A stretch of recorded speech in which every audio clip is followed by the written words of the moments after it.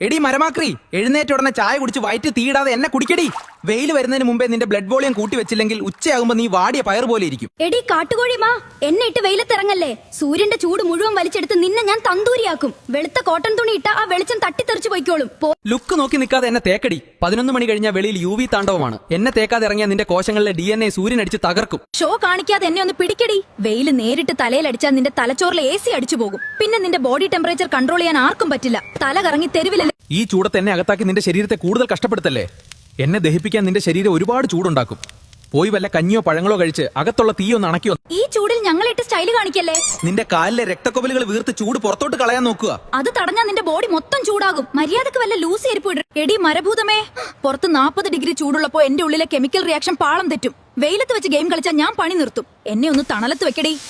എടി കരിങ്കാലി, എന്നെ കണ്ടോ? കടും മഞ്ഞ. ഇതിനർത്ഥം നീ കുടിച്ച വെള്ളം ഒന്നിനും തികഞ്ഞില്ല എന്നാണ്. നിന്റെ കിഡ്നി വെള്ളമില്ലാതെ കരയാണ്.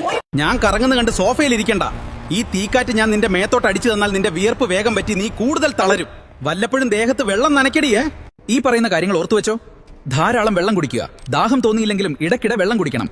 ഉച്ചയ്ക്ക് 11 മണി മുതൽ 3 മണി വരെ നേരിട്ട് വെയിലേൽക്കുന്നത് ഒഴിവാക്കുക. ഇളം നിറത്തിലുള്ളതും അയഞ്ഞതുമായ കോട്ടൺ വസ്ത്രങ്ങൾ ധരിക്കുക. പുറത്തിറങ്ങുമ്പോൾ കുട, തൊപ്പി, സൺഗ്ലാസ് എന്നിവ ഉപയോഗിക്കുക.